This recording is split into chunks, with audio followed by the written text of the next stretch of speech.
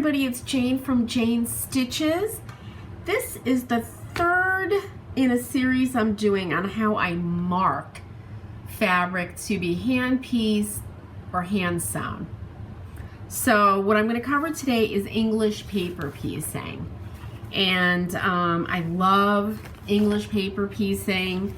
Here's a pattern I'm doing, which I put down for a little while, in Liberty of London prints. Beautiful, right? And it's all EPP. You take your shape, right? And I'm getting thrown because I just found my stamp, thank God. And that's how I mark my hexagons, my small hexagons. But you could take any shape, a square like this. Here's a diamond like this. One is thread basted, one is glue basted. So any shape at all. You can take your Dear Jane quilt and EPP the entire thing, no problem, right? You are going to have some very, very tiny pieces, but that's fine. All right, let's come in closer here. So here are some hexagons that I stamped out of regular paper. This is scrap paper, right? And here are some that I stamped out of freezer paper. And most of the time I use freezer paper because it just makes my life easier because it sticks. And let me show you how to use that. Let me move this over. So I've got my patchwork board here.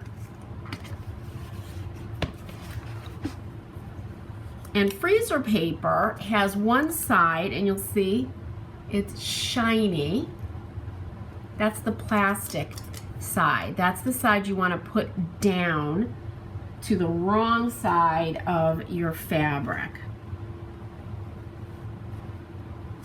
All right, so I take that.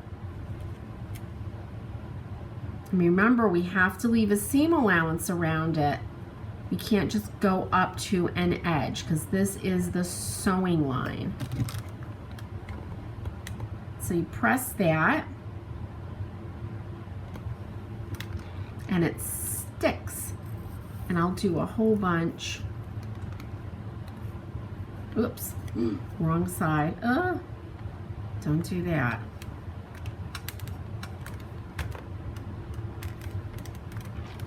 Right, so these are stuck down on the paper. So let me show you how to do this one first. So there's two ways now to baste them. Once, let them cool so that the freezer paper is really stuck. And I just cut around.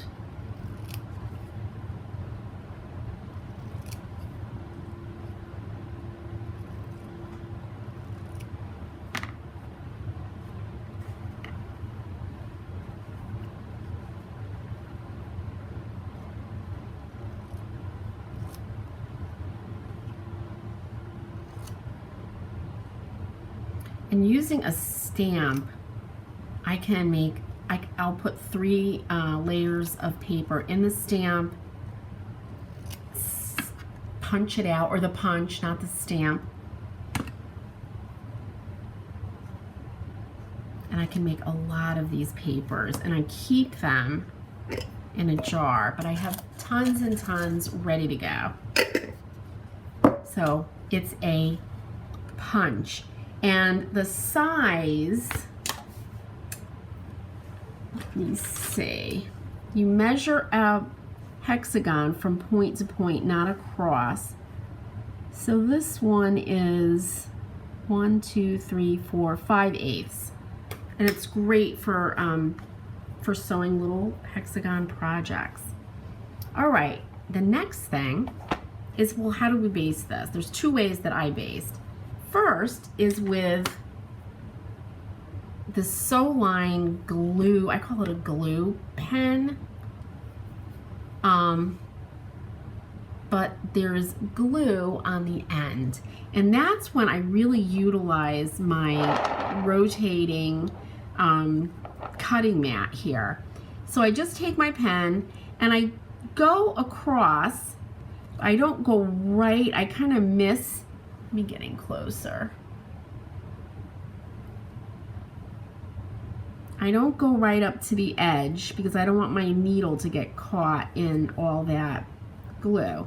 And then I just press down like this, and then I turn. Same thing.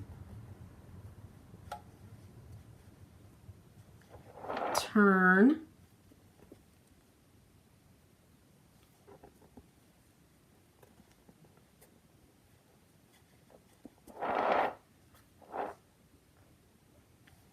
I went a little bit close there.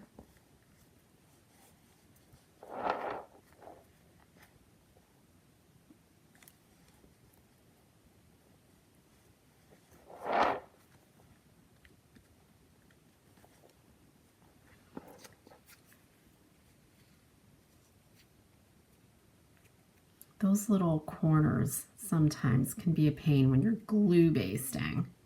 All right, and there's our nicely basted hexagon ready to be sewn to another one. Now, I know a lot of people are like, you know, this is okay, but it does create a lot of waste, right? It's plastic, it creates a lot of waste. So the next option is to thread baste. Grab my needle.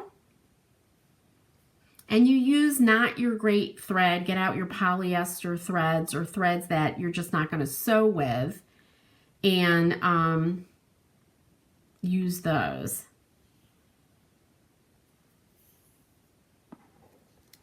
So pick up your piece.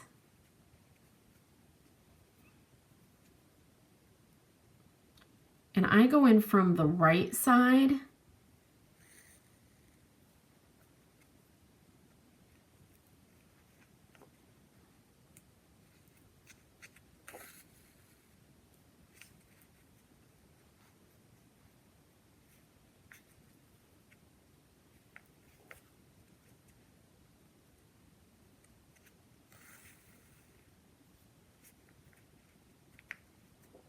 Now I go through the paper. A lot of people I see will just do the fabric.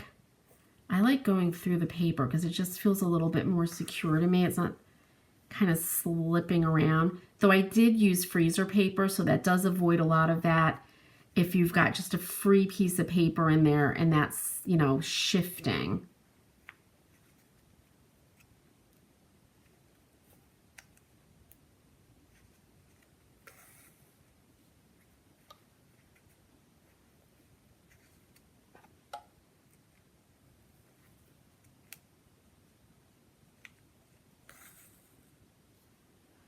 All right, then we get to our last side.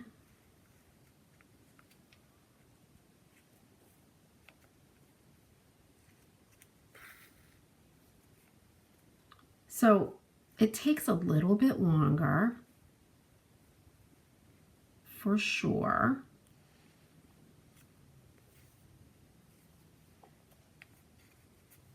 And actually, I'm going to go with my just wanna a little bit of insurance here, and then I just knot it off.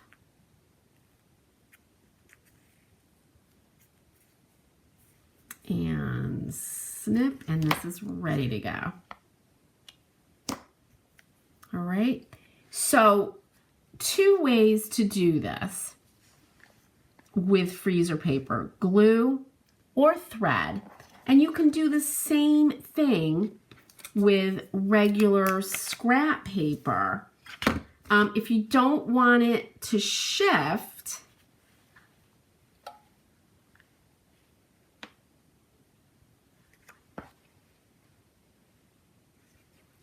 you can always put this down, you know, put a little bit of glue to hold it, put it down, then cut around and follow the same procedure, either with thread basting or glue basting.